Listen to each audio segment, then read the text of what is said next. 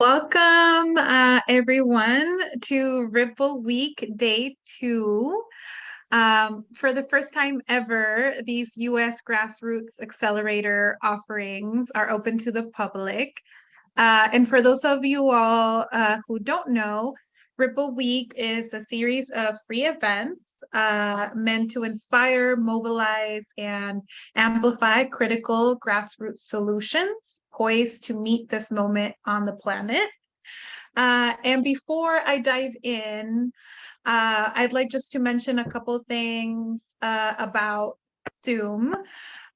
So here on Zoom, we have things set up so that everybody is muted upon entry. If you have any questions or comments, you can post them in the chat. Our team will be monitoring the chat, and time permitted, we'll have a little section of Q&A at the end. And yeah, so feel free to post questions on the chat. We'll keep an eye on those for you.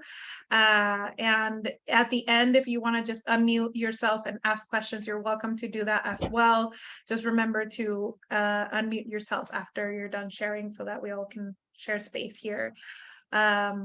And so finally, I'd like to mention that if you have any technical assistance needs, please also use the chat function. Our team, our tech manager, Kia, who is over there as well, is looking out for you all so you can have a good experience today on Zoom.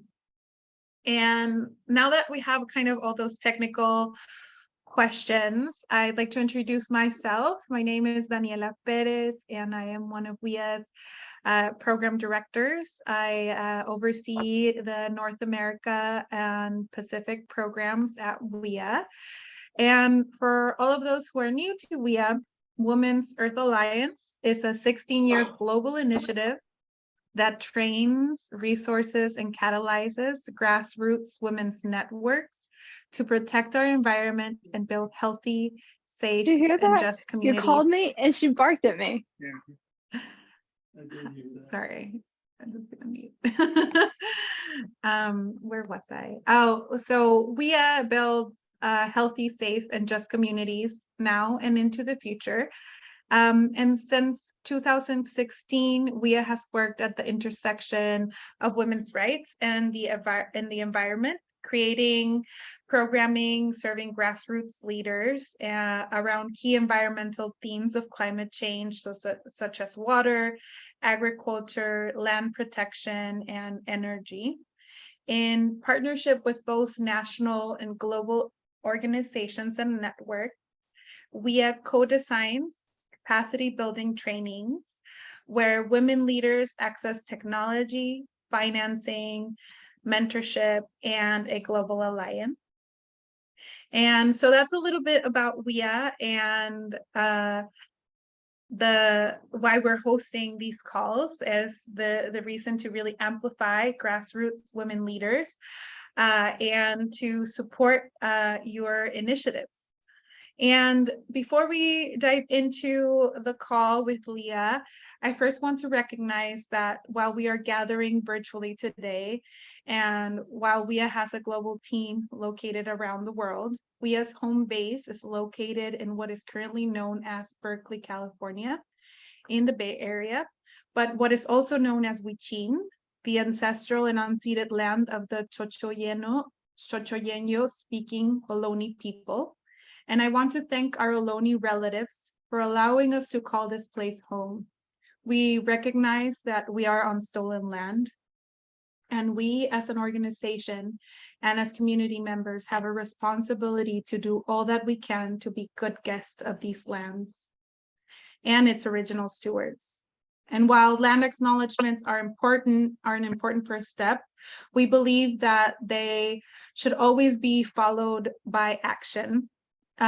Here in Huichin, we take action by naming the ongoing and normalized colonization of indigenous lands, by speaking the original name of this land, by collaborating with local Ohlone leaders like Corina Gould, who is the spokesperson for the Confederated Villages of the Lisjan Ohlone people, and who coincidentally is also a designer and facilitator of this U.S. Grassroots Accelerator program.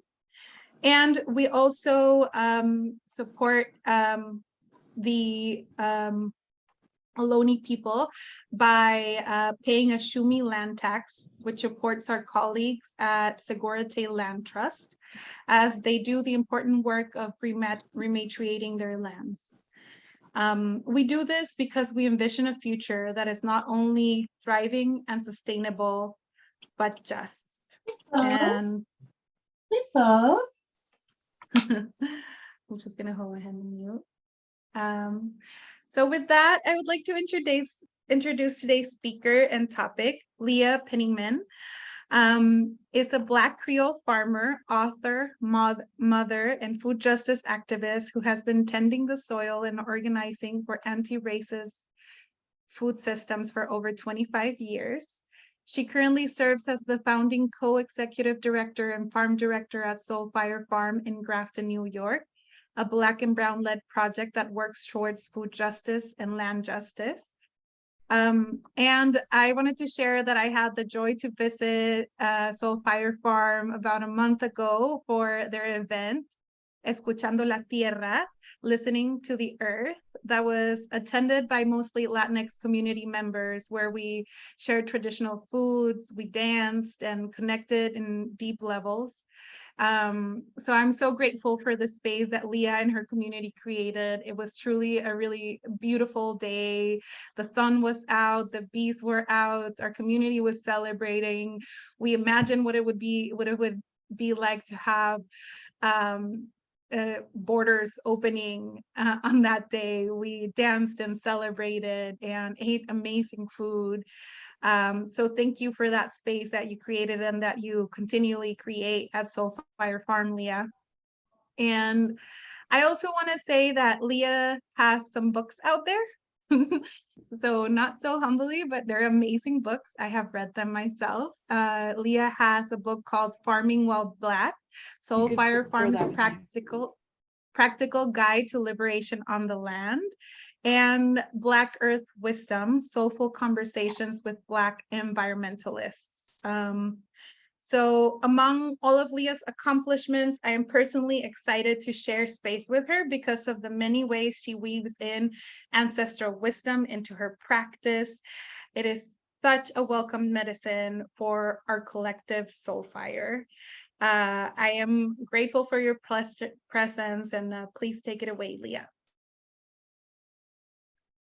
Thank you so much, Daniela, and thank you to the whole Women's Earth Alliance team. It's truly an honor to be here with all of you, and it just made my heart sing to see you on the land recently. We were dancing, doing zapateado, we were doing, singing together, and just brought me so much joy. And it's a deep honor to be part of this important conversation about how we can renew our covenant to be in right relationship with the earth and human community.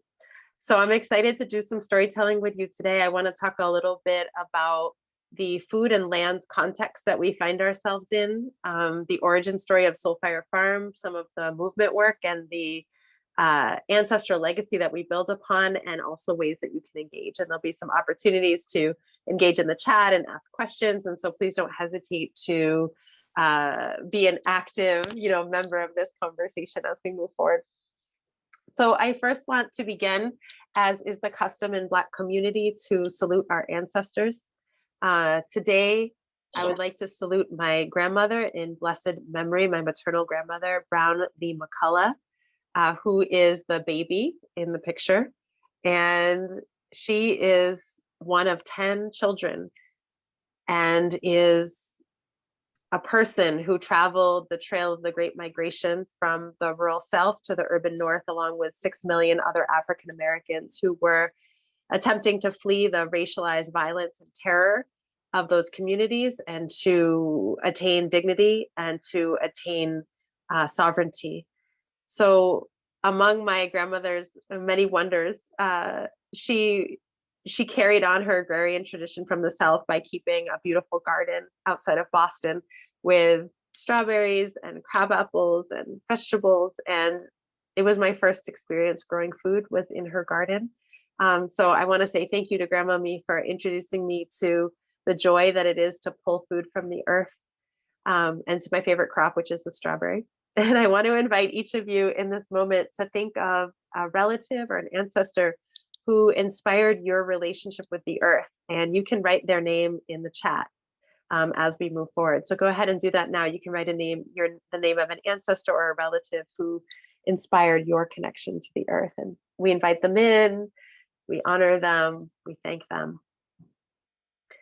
I also want to thank you for the beautiful land acknowledgement. And I also want to build upon that by saying that we at Soulfire Farm are on unceded territory of the Mohican people, most of whom now live at the Stockbridge Munsee Reservation in Bowler, Wisconsin, having been forcibly removed from these territories in the 1800s, traveling west to Western New York, and then being forced out of New York entirely to west of the Mississippi. And of course, as an organization that is predominantly Black, Latino, and Indigenous, we have a deep commitment to and to solidarity with the original people of this land. And that has meant working on seed rematriation projects. It has meant remitting a portion of proceeds to Mohican Nation, interrupting the E37 pipeline that threatened to desecrate burial grounds, and granting land rights to the land that we have here to the Mohican Nation, and to continue to listen over time to what those evolving needs are in a spirit of friendship and relationship. And invite you, for those of you who are learning about what it is to honor those relationships with original peoples, to do research, to ask questions, and to lean into this important commitment. And the last shout out I want to give before delving into some storytelling is to our team. This is the beautiful Northeast Farmers of Color Land Trust team here, and represents the fact that each of us who have the privilege to be on this call tonight are here because somebody is holding something down for us. Whether they're doing the last bits of harvest before the frost, or taking care of a child or an elder, or cooking some food, or fixing a system, each of us is because we are Ubuntu as a collective. So I want to just shout out the amazing Soulfire team and the wider movement team, Northeast and beyond, that makes it possible for me to get to be here with you all. So let's go back in time a few hundred, if not 1,000 years. And this beautiful painting that my sister Naima did is called Foresight. And it's about the precious and heartbreaking moment when our ancestral grandmothers realized that they needed to braid seeds into their hair before being forced into the bowels of transatlantic slave ships, because the seeds would be their insurance and their hope for the future. They had been cultivating for generations okra, molokia, sesame, black-eyed pea, black rice, amara, kale, pelargonium, palm, so many other of these crops, and decided to take these crops with them. And along with the crops, deep ecological wisdom about right relationship with land. There are so many technologies that we use in organic and regenerative farming that we think of as ahistorical or strictly European, but that have indigenous roots, including indigenous roots in the continent of Africa. So everything from soil testing using texture by feel, to building terraces, to making specialized kinds of dark compost, irrigation systems, rotating our crops, planting lots of different perennial trees together to mutually support each other in a polyculture, building raised beds, and on and on and on. And so our ancestors brought these technologies and this wisdom with them when being forced to work the lands across the ocean. But when they came to the United States, or what was to become the United States, found a very, very different system that the colonizers were trying to impose on the land and on the indigenous people of the land. And the echoes of this system, which I will argue are fundamentally rooted in stolen land and exploited labor, reverberate to this day. So whether you look at, any aspect of the food system, land, labor, ecology, capital, the food itself, we will see racial injustice, we will see extraction, we will see subjugation and violence. And so without getting into the details of the whole history in the sake of this short time, just want to snapshot where we are today and briefly how we got there. So looking at land ownership alone, according to the 2017 US Department of Agriculture census, 98% of the land by value was white owned. 95% of the land by acreage was white owned, which is a higher concentration of land in the hands of one racial group than ever before in the history of the United States. And we know that genocidal displacement of Indigenous people is a huge contributor to this. And we also know that when Black folks and other people of color attempted to purchase land, there were waves of violent expulsion. For example, in the early 1900s, Black farmers held 16 million acres of land.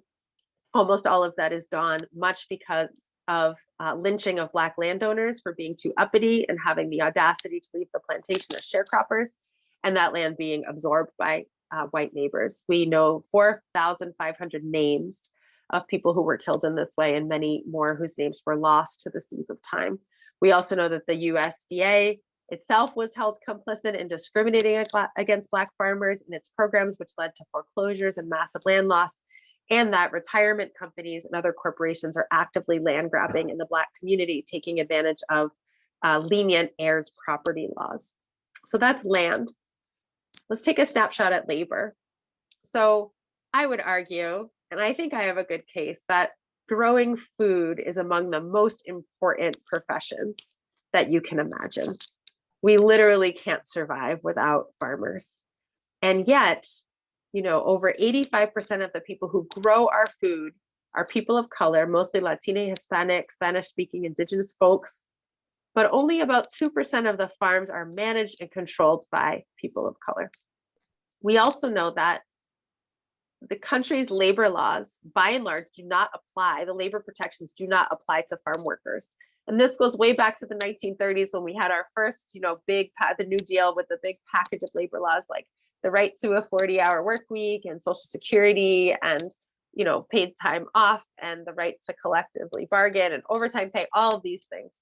But the Fair Labor Standards Act put exclusions in for farm workers because at the time they were predominantly Black. They've always been predominantly people of color and did not want to extend those protections. And we have not, that still has not been updated.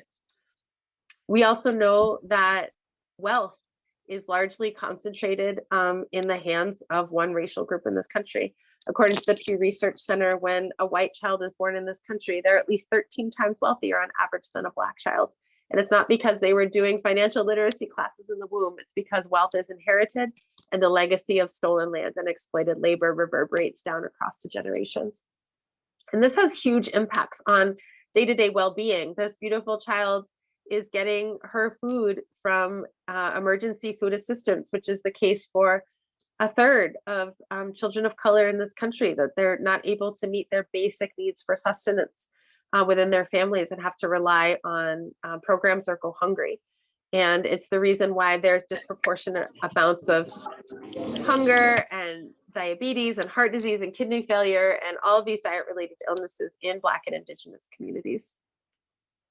And the way that we treat our human community is very much echoed and amplified in the way that we treat the earth when it comes to the food system. Industrial agriculture is a leading culprit when it comes to climate change, when it comes to water withdrawals, habitat destruction, biodiversity loss, air pollution, and the list goes on. And again, it's not that we don't know how to grow food in a way that honors people and honors the land. That is the legacy of the seed braids, but profit motive and the motive to concentrate power and control have superseded this basic ethic and this basic human impulse around care. And in this time of pandemic, this time of uprising, we see all of these patterns really amplified and exacerbated. So I want to talk about the good news in terms of what Soulfire is doing, what our community is doing to try to address and heal our relationship to land and food, but want to hear from you first. There's a question up on the screen around what aspect of your relationship to land and food needs healing. So I'll invite you to take a few deep breaths and write just a sentence or a phrase in the chat in response to this question and to witness one another's responses as well. I'll say as we finish up, it's so beautiful to see many old dear friends and family on this call, as well as new friends who I hope become dear friends. It means so much to be together. take a moment and just read through some of the comments that are here around ancestral trauma, around our food choices, around our salmon relatives, making time to grow food. These are such beautiful and thoughtful responses. So in every generation, there have been people who have remembered the legacy of the seeds braided into our ancestors' hair and tried to carry them forward. And so for us, that seed of Soulfire Farm really started with a question of how can we honor that legacy? So this picture is of me sitting on the stoop in the south end of Albany, New York, which is a community surviving food apartheid, which is that insidious system of segregation that relegates certain people to food opulence and others to food scarcity. Here with my children and their friends, and we struggled to find fresh food for our family. There were no supermarkets, no farmers markets, no available land to farm, and not even a bus line to get us to the supermarket. So in order to buy fresh food, it involved a long trip on foot and a significant expense. So when our neighbors found out that we knew how to farm, they started asking us, when are you going to start a farm for the people, a farm that will bring vegetables to us? And we got mulling over the idea that to be free as a people, to be truly free, we have to have a means to feed ourselves. And we looked at the legacy of those who came before us and envisioned building a farm that would very much honor and emulate these examples. So let's look, for example, at this person on the left. This is Dr. George Washington Carver, who is the father of regenerative agriculture in this country, modern or regenerative. He advocated for the rotation of crops in the late 1800s, the planting of legumes, the use of compost and mulch, and as well as Dr. Booker T. Watley, who also was out of Tuskegee University in Alabama, who promoted diversified horticulture. So at our farm, we very much implement these Afro-Indigenous and Black heritage organic practices like raised beds, heavy mulch systems, the use of hand tools to reduce compaction, diversified horticulture, and composting. And you can see in my hand on the left is the soil that we found here on this land back when we signed papers to wed ourselves to these 80 acres in 2006. And on my right is the soil in recent years. So we went from a hard clay, compacted, low organic matter soil to this very rich, brown, beautiful soil that produces abundant food. And we use this same ethos with our buildings, where we concentrate them in a cluster development to leave most of the land available for the wildlife and also use local, sustainable, energy efficient materials. We also wanted to build on the legacy of the Black Panthers, who were responsible, among other things, for feeding 20,000 children free breakfast every single morning through their survival programs. And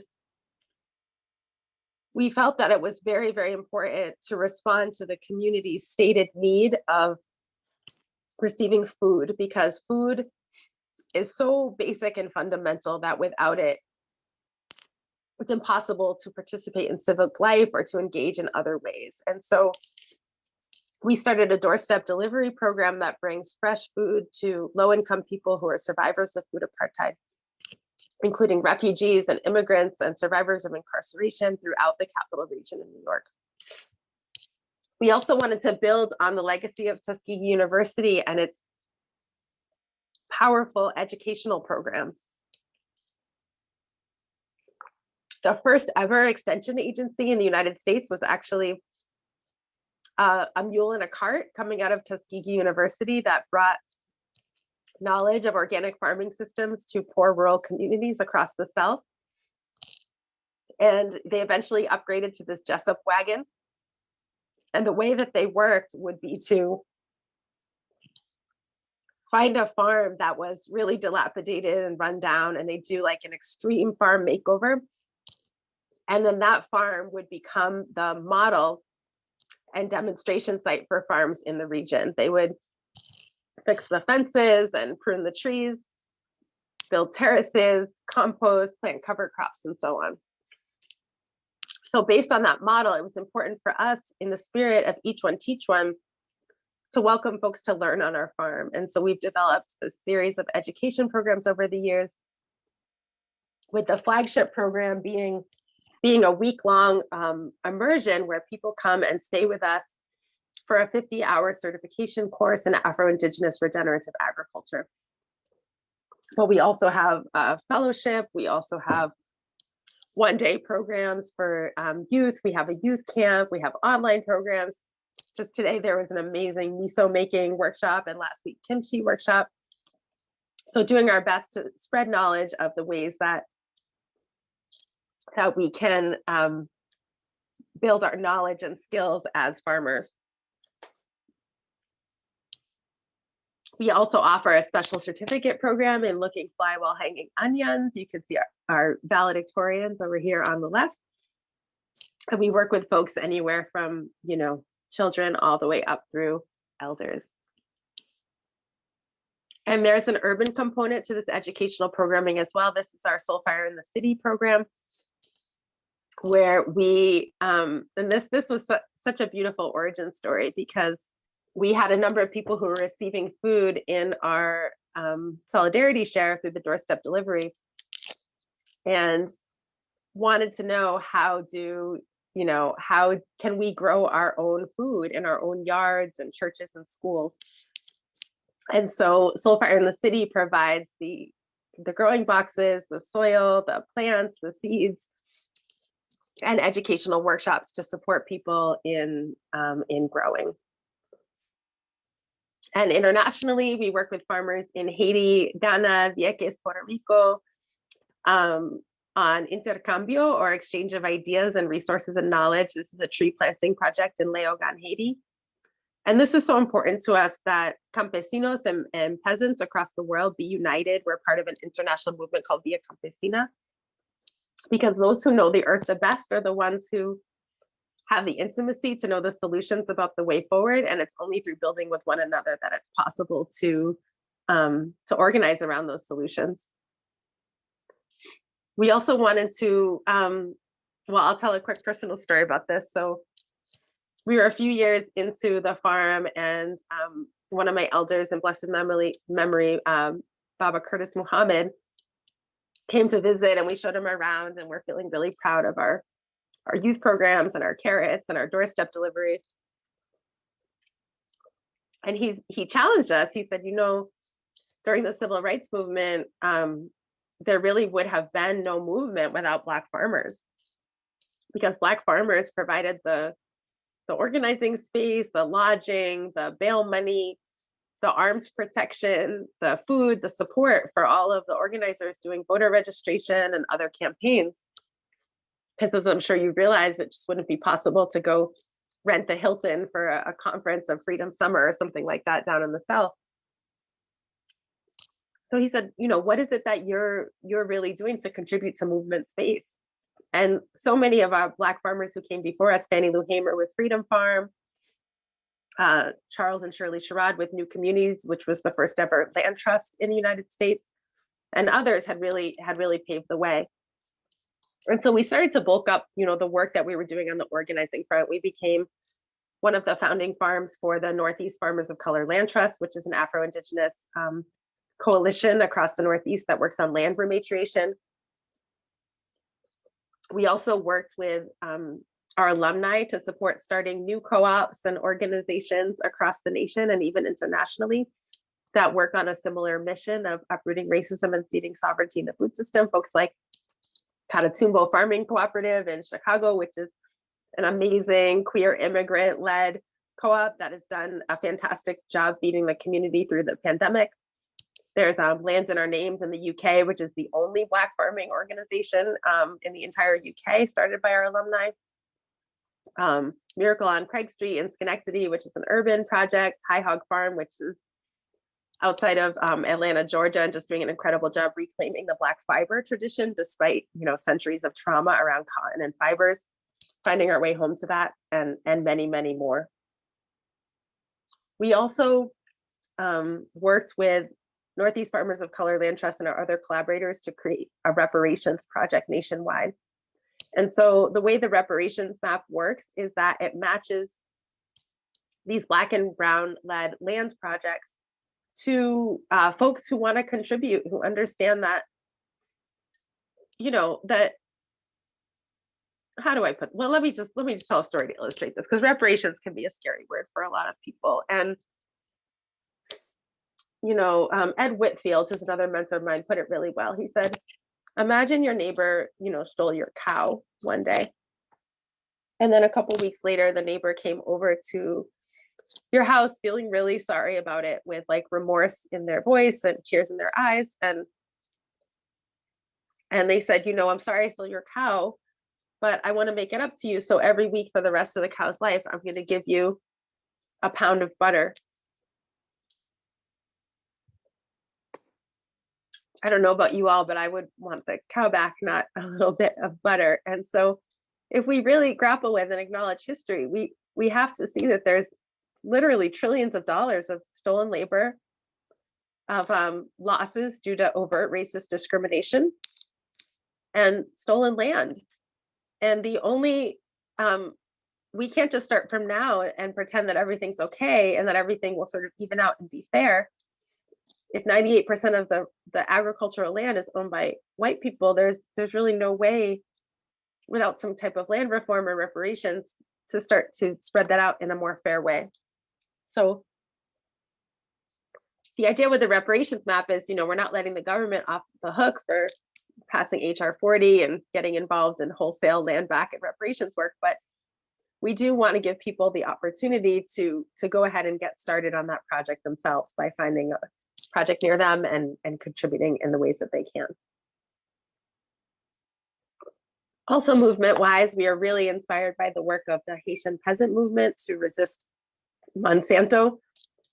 Haitian farmers literally burnt a whole barge load of GMO seeds that Monsanto was attempting to dump onto the Haitian market after the earthquake, hoping to get farmers dependent and hooked on the that foreign seed. We're also really inspired by the work of United Farm Workers, Dolores Huerta and Cesar Chavez and Larry Eatleong and the Immokalee workers. And this has very much catalyzed formations like the National Black Food and Justice Alliance, which is a national organization that's working on food justice and supporting Black farmers and sharing the land back.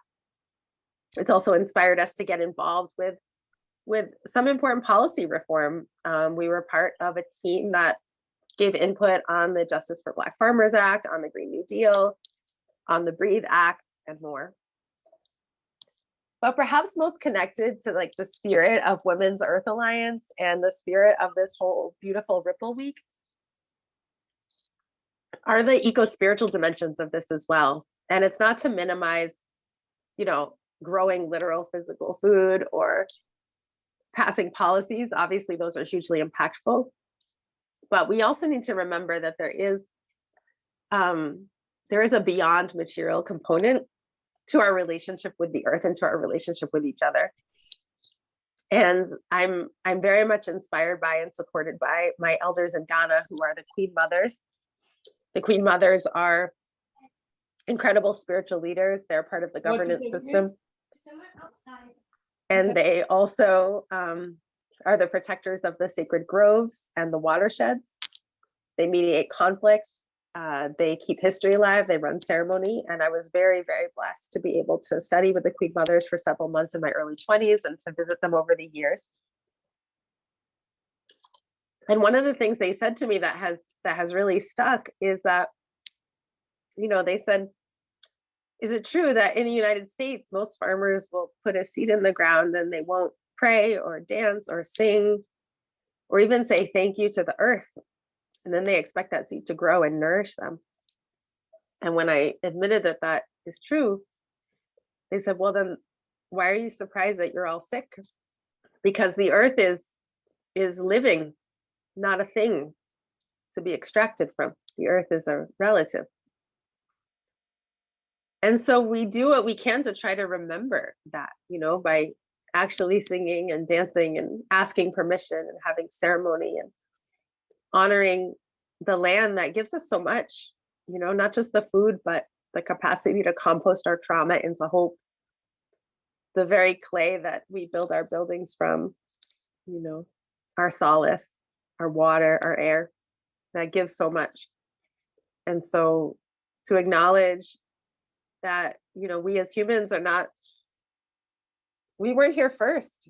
The birch tree, the blueberry, the hawk, the cloud, the waterfall, those are older brothers and sisters, our elder siblings. And so there's a sense of homage and deference that is needed.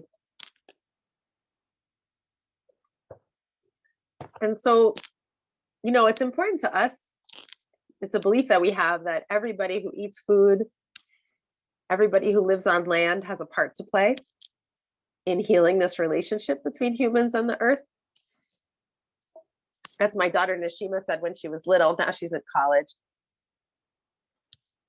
She said the food system is everything it takes to get sunshine onto your plate, which I love because it's true. We're just eating sunshine all the time, but also because it speaks to the fact that there's so many points of intervention along that journey from sunshine to plate, that there's so many right answers of how we can help to do that healing. For some of us, we have capacity to literally give land back to Indigenous communities, like give it over to the tribes or to nonprofits that are Indigenous led, land trusts that are Indigenous led.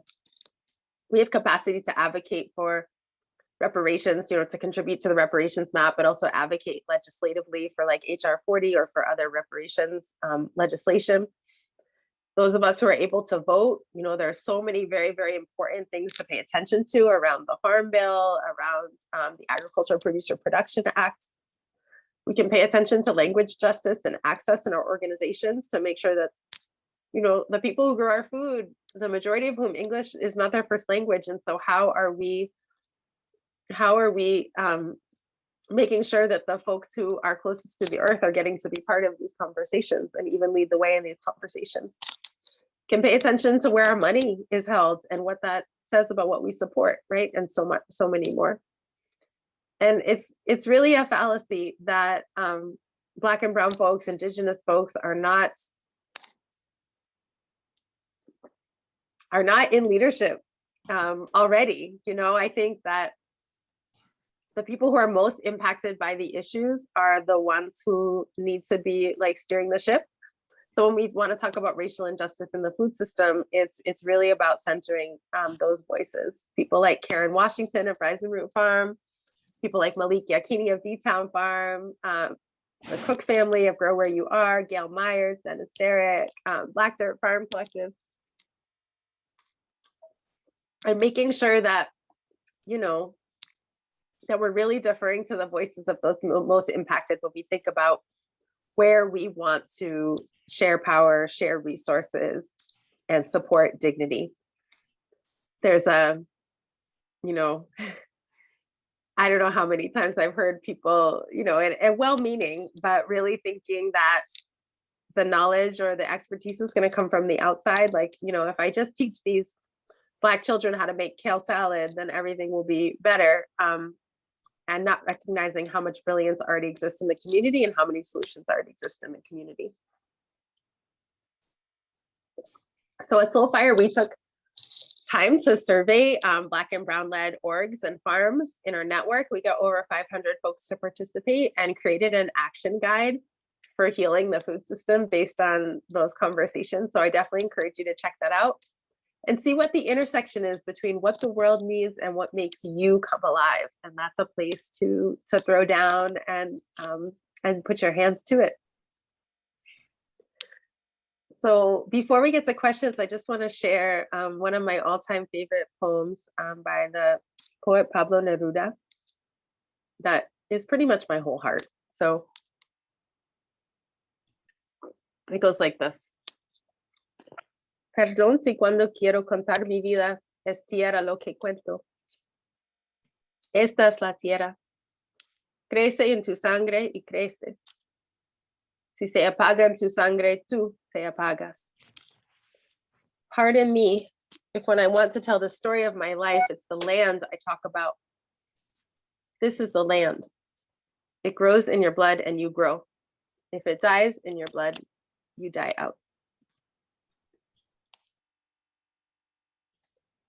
So I want to thank you all for listening and for being very patient with me. I'm like working through this cold, as you can probably tell, but I'm still happy to be here. I think we have some time for some questions, and definitely follow us and like get involved and come visit and come be my friend. I'll stop sharing now and see what folks have to say. Thank you, Leah. I have a goosebumps. I hadn't heard that poem, and like I totally, my heart felt it, and how it's connected to your story and what keeps your, fire going. And I appreciate you, speaking, even though you're struggling with this cold. I know you're probably not the only one with that going on in today's call. So, yeah, just showing up as we are. Thank you so much. I super appreciate that. And I know that there's probably some people who are excited to ask you some questions. I see that Ayana has her hand raised. So I will let Ayana, ask you a question, and then we can go from there. Thank you so much for the presentation. It's so wonderful to hear your words. I've followed you for quite some time, and I was introduced to you through my garden educator that worked with me, and just like was so inspired by your work. I heard a podcast, I think it was on, I don't know if it was a podcast, but I think on Adrienne Marie Brown's, one of her many podcasts that she has, and it was you and your sister. And I was just inspired by your, I'm really interested in like the labor behind the scenes that happens to support these this transformative work in the community. And I really love to know that you are working alongside your sister.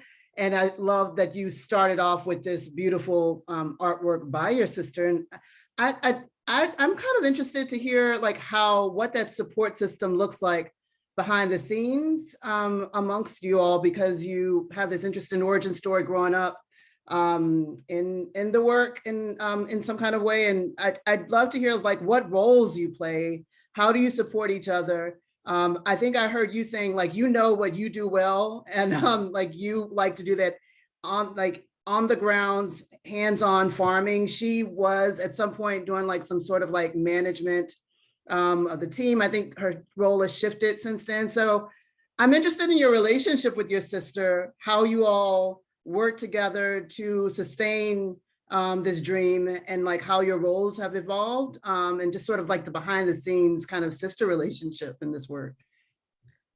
I think this is my favorite question of all time. And I'm only using this calm voice because I'll start coughing if I speak with how excited I am. So just bear with me. I'm very excited about this question. So my sister and I have been comrades since the beginning.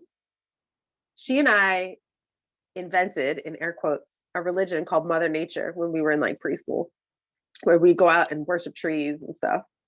And it wasn't until much later in adulthood that we realized that we were remembering and not inventing. But I mean, she and I like co-founded the Junior Ecologists Kids Club, where we picked up trash and did recycling as like 7 and 8 year olds. And then that matured into Food Not Bombs, and that matured into Haiti solidarity work, and, eventually Soulfire. And then her farm is called Wild Seed.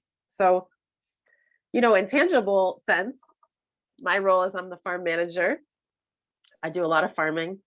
I do a lot of teaching about farming. I'm also one of the co-executive directors. So I do all kind of admin and narrative development and all that, organizational leadership stuff. And Naima, who's an incredible educator, is our program director. And so runs, the beautiful programs, and is always like spicing them up with art and creativity and beauty and song and storytelling and ritual. So we collaborate quite closely, and that's just a ton of fun. And Naima lives here on the land. There's about 14 of us on the Soulfire team. 6 adults live on the land. Other folks live nearby, some live further away. But those of us who are land mates have a really intimate and special relationship in beautiful and hard ways. Like beautiful ways, like I can just go eat some raspberries right now if I feel like it. And also like someone's got to close the electric fence gate and make sure the dog and this and that, so there's a lot behind the scenes, and it is a blessed life, but it also is a lot of hard work and commitment that it takes to run a project like this and to keep our family and our family together, through those challenges. So thank you for that question. Oh, Vanessa has a question. Yes. Hi, Leah. I love your family, and I joined late, but I'm so praying that there's a recording so I can see the beginning. Thank you for your everything you do in the world. I did have a question that's been percolating. There's some really interesting researchers that are coming together in CUNY that are really looking at developing a participatory project with young people in New York City around land-based healing. And I'm curious, like you just spoke to it, the very tail end of some of the mothers that are helming the land, and one of that being the really exciting parts of just this synergy that people of color are bringing to reclaiming land. And so I'm curious if there are folks that you know of in the Northeast or in other networks that have farming and also land-based healing work that you would maybe like point us in the direction to. Oh, I love that question. And I think it's actually really hard to disentangle the two. We did not set out intentionally to be like, oh, this is a healing farm. We set out to teach people, soil chemistry and wash and pack and history and organizing strategy. And I have to say, I was even a little salty when I started getting evals back at first. And instead of people talking about how dope my soil chemistry class is, they were talking about all this healing, like, I'm no longer addicted to such and such substances. I could leave a toxic marriage. I could leave a dead end job. I could, see what's possible for myself. And so all that to say, I think every Black and Brown land project is also a healing project. But as far as those that are explicitly saying like we're doing healing programming, I think of Harmony Farm and Homestead in like Western Mass, Eastern New York border, Wild Seed Community Farm in East New York. I think of Black Woman's Blueprint. I don't know what they're calling their project, but they just got lands west of us. Out in the Buffalo area, there's Food for the Spirit folks that are doing really powerful land-based healing work. Of course, Soulfire Farm as well. There's one other that's tip of my tongue. Oh, the Freedom Food Alliance folks, including Jalal's Sweet Freedom Farm. So there's a number of them. And if you want to shoot us an email, our email address is love@soulfirefarm.org. And I'm happy to like pull together some context for you. But I think it's, it's all yes. And like our young people, absolutely, the earth has been calling them home and missing their laughter and their bare feet. So anything we can do to help make that connection, we would really love to do. I love that. Thank you for those resources. I'll email. And it's just like on my side, I'm a clinician, and the mental health folks are finally like somatics and touching soil and resetting your nervous system and they're evidence-based. And it's like, I know we already been knowing, and thank you for your leadership in all of this.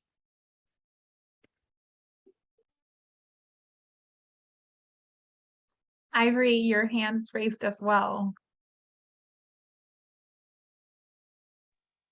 Hi, can you hear me? Okay, this isn't even a question. It's just some super fan mail. I just love this. I love what you all are doing. Leah, I'm so grateful that you are powering through your illness to be with us today. I am a city girl through and through, but I have a aspiration to be more connected to the land. I even took a class on like sustainable gardening practices, but I knew just kind of like instinctively that so many of the references were white and male, and I'm like, we have been doing this for forever, so just stop. And all of your references and your veneration of our ancestors reminded me that it's innate, it's us.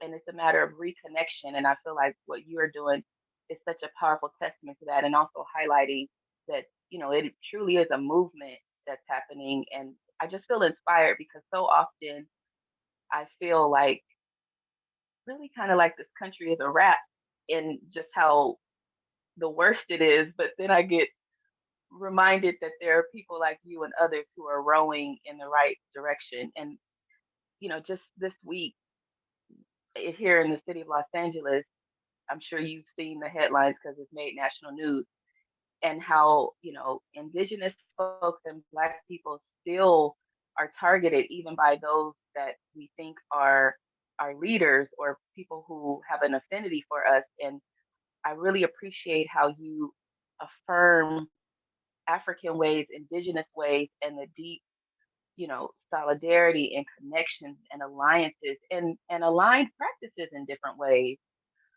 So all of this to say thank you. This did so much good for my soul today. When you were talking, I'm like, why is this lady familiar? Why is this lady familiar? I had to go in my bookcase. I have We Are Each Other's Harvest, and I'm like, oh, that's her. So it's just wonderful to have shared this time with you and with the others on the line. Thank you so much for lifting that up. And I think so often we can get pushed into this like zero sum or oppression Olympics or whatever, which is also part of the settler colonial project. And there's so much more alignment than difference. And that's not to, pave over. There's certainly harms in the past and ways we've been used against each other, from buffalo soldiers to the enslavement of Black people by Cherokee, right? There's so much harm, but that is part of the colonial project. If they can keep us fighting each other, then they can just keep amassing the resources while we're distracted with that. And so I really try not to play that. I really try not to play like Black people going after each other, or Black and Indigenous people going after each other. It's like, let's come together, find the common ground, find the ways we can work together. Because there's a lot of work to do. And I appreciate that, those of us who are part of this community can help you feel like there's still a little bit of hope. Because, the land, my friend Chris Bolden Newsom, who's a Black farmer, he would say the land was the scene of the crime, right? That's why it's always trauma, but the land was never the criminal. So this sacred turtle island that we're on has infinite capacity to remind us who we're supposed to be. So I don't think we need to give up. I think we need to just tune back into that practice of listening to the earth to know which way to go. Thank you for that, Leah. And I agree. I could hear you all both talk about this for quite a while. I think we have time for one last question. I see Morningstar has raised her hand. So Morningstar, if you want to unmute yourself and ask your question, please do so. Hi, Leah. Hi, everyone. I just wanted to say so much gratitude and inspiration to you and Soulfire Farm. I was at the Grafton Peace Pagoda this past weekend. There was a celebration event. Just everyone that I encountered was like, oh, Soulfire Farm's right here. And just the way from the Stockbridge, Muncie Tippo, she's a friend of mine. So spending time with her and finding out that you all deliver food, for the Stockbridge, Muncie relatives, and then at Grafton Peace Pagoda, and then hearing all of the different stories and our connections, and just the way you all were just spoken of so highly and so respected, and just it really is making such, I know that I ate very well all week that I was there. And, just very, very grateful to you, and just like this reach that you have, in so many different ways.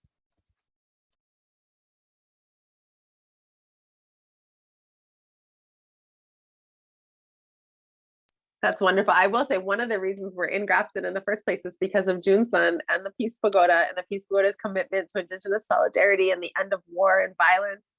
So we're like, if we're going to go to the woods, we need at least one friend.